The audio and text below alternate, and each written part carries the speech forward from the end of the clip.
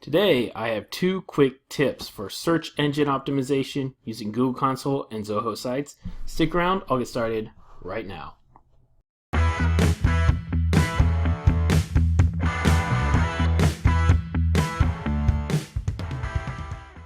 So the first tip I want to show you today involves Google Console. If you haven't signed up for Google Console, I have a video on how to sign up and use this. I'll put a link in the description or the video notes below. The first thing you're going to do is log in to it and go to your dashboard. The first tip concerns sitemaps, and this is at the bottom of your dashboard, and it says, why submit a sitemap right here? Go ahead and when you have time, read through this, but I'm going to highlight two important reasons that you will want to put this in Google Console. So a sitemap basically tells all of Google crawlers the different web pages on your site. Now this is really important for a number of reasons, but if your site is new or has few external links to it, this is really helpful for Google to index and let Google know that your web pages exist and they can start showing up in Google search results. The reason is Google crawlers go to different websites, and whenever they see a link, they'll index whatever that link follows. So they'll follow links on other websites.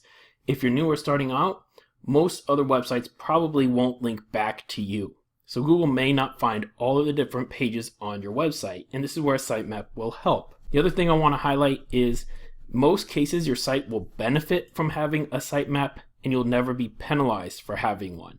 So this is Google's way of saying, submit one, don't worry, you're not going to do it wrong. We're not going to penalize you if there's an issue or if you don't have one. So there really is no reason not to do this. So how to do this, we'll go back to Zoho Sites and come up to Manage and Settings. From here, you're going to jump over to the SEO section and Sitemap. And what you'll notice is your sitemap is right here, is your domain.com/sitemap.xml. All you really need to do is copy that sitemap.xml, jump back to your Google Console, and click on the sitemap section.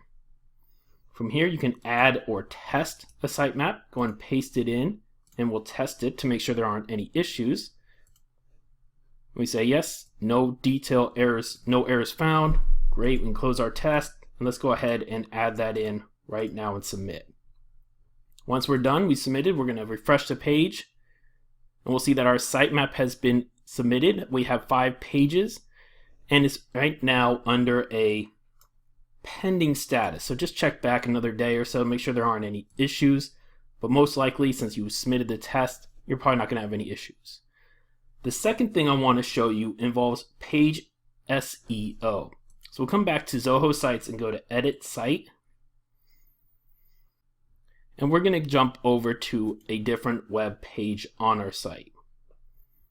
Let that load and then come up to Page Options, Page SEO. And you're going to notice that you have 3 different sections here. The first is the title. And the title is going to be what displays on your website when someone comes here. So for example, if I jump over to my website, lunchhourweb.com, homepage, this lunchhourweb-home is a title. That's what appears on your web browser in this tab.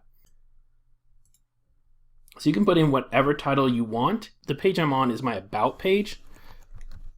So maybe I want to type in something relating to that. That's pretty generic. I'll probably think of this more later. The next section are keywords.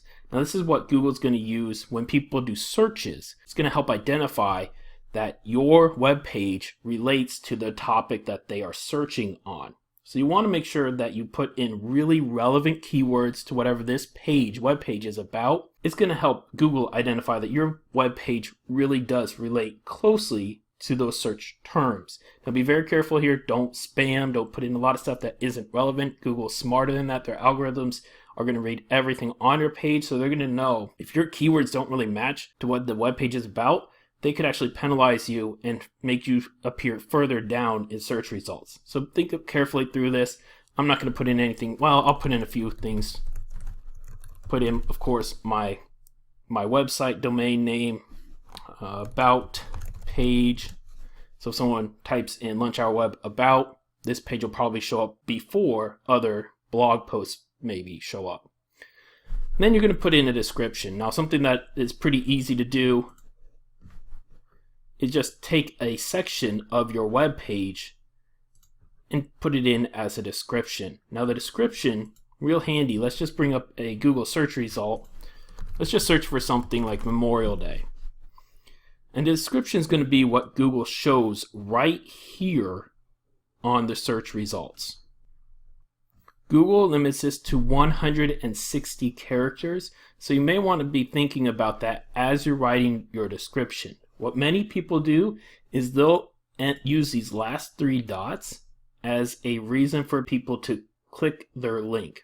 So for example, Memorial Day, originally called Decoration Day, is a day of remembrance for those who have died in the service of the United States of America. Over 24. Now that might pique your interest and make people think, over 24 what? And so people will click this Memorial Day link, and then they can now read more about it. If you don't put in a description, it is going to just pull in the first 120 characters on your website. So maybe that doesn't make more sense. Maybe you'd rather say something else on your about page to get people more interested and click the link. I'll go ahead for now. I'm just going to go ahead and copy the first few sections of it, and then I'll come back and I'll edit it later. Something you can do if you really want to know what 120 characters look like, paste it in Notepad and go to View, Status Bar.